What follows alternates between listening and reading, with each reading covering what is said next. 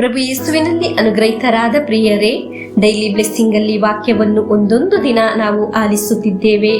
ಅನೇಕ ವ್ಯಕ್ತಿಗಳ ಭವನಗಳಿಗೆ, ಹೃದಯಗಳಿಗೆ ದೇವರ ಜೀವವಿರುವ ವಾಕ್ಯ ಸಂತೋಷದಿಂದ ದೇವರ ಕೃಪೆಯಲ್ಲಿ ಈ ಡೈಲಿ ಬ್ಲೆಸ್ಸಿಂಗ್ ಶುಶ್ರೂಷೆಯಲ್ಲಿ ತಲುಪಿಸಲು ಸಾಧ್ಯವಾಗುತ್ತಿರುವುದಕ್ಕೆ ಸ್ತೋತ್ರ ಸಲ್ಲಿಸುತ್ತೇನೆ. ಅನೇಕರು ವಾಕ್ಯವನ್ನು ಬರೆದಿಡುತ್ತಿದ್ದಾರೆ, ಒಂದು ನಿಯೋಗವಾಗಿ ಬೇರೆಯವರಿಗೆ ಕಳಿಸಿಕೊಡುತ್ತಿದ್ದಾರೆ. ಪ್ರಿಯರೇ, ನಾವು ನಮ್ಮ ಕುಟುಂಬವು ದೇವರ ಅನುಗ್ರಹ ಅನುಭವಿಸಲು ಸಾಧ್ಯವಾಗಲಿ. ನಮ್ಮ ಪ್ರಾರ್ಥನೆಗಳು, ಅವಸ್ಥೆಗಳು ಎಲ್ಲ ದೇವರಿಗೆ ತಿಳಿದಿದೆ. ನಾವು ಸಾಗುವ ದಾರಿ ದೇವರಿಗೆ ಅರಿತಿದೆ. ನಮ್ಮ ಕುಟುಂಬದಲ್ಲಿ ಒಂದು ಉಳಿತು ಅನುಭವಿಸಲು ಸಾಧ್ಯವಾಗಲಿ. ದೇವರು ನೀಡುವ ಅನುಗ್ರಹ, ಸಂರಕ್ಷಣೆ, ಸೌಖ್ಯ, ಬಿಡುಗಡೆ ನಮ್ಮ ಜೀವನದಲ್ಲಿ ಅನುಭವಿಸಲು ಸಾಧ್ಯವಾಗಲಿ.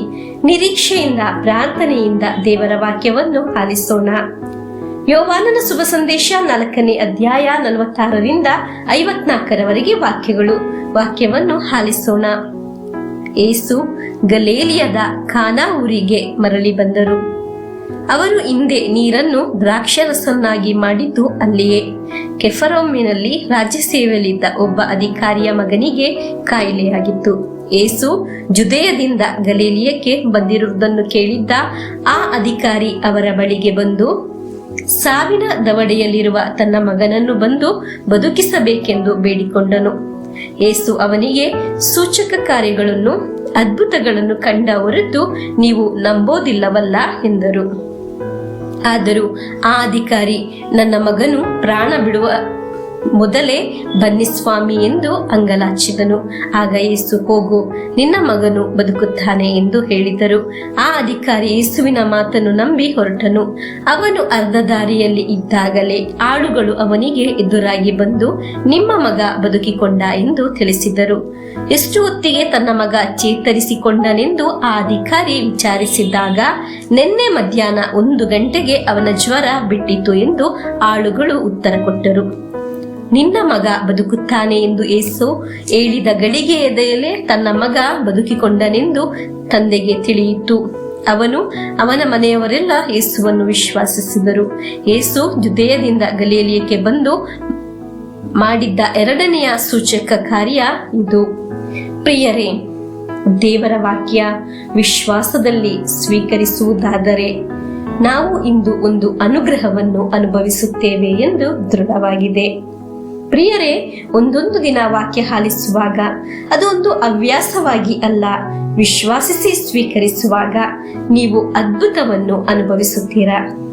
ಪ್ರಿಯರೇ, ನೀವು ವಾಕ್ಯ ಆಲಿಸುವಾಗ ನಿಮ್ಮಿಂದ ನಿಮ್ಮ ಭವನಕ್ಕೆ ಒಂದು ಅದ್ಭುತ ನಡೆಯುತ್ತದೆ. ನೀವು ಯಾರಿಗಾಗಿದೆ ಪ್ರಾರ್ಥಿಸುವುದು ಅವರಿಗೆ ಅದ್ಭುತ ನಡೆಯುತ್ತದೆ. ಪ್ರಿಯರೇ, ವಾಕ್ಯ ಆಲಿಸುವ, ಪ್ರಾರ್ಥಿಸುವ ನಮ್ಮ ಹಾಗೆ ಇರುವವರು ನಮ್ಮ ಭವನದಲ್ಲೂ ಬೇಕು, ಈ ಲೋಕದಲ್ಲೂ ಬೇಕು.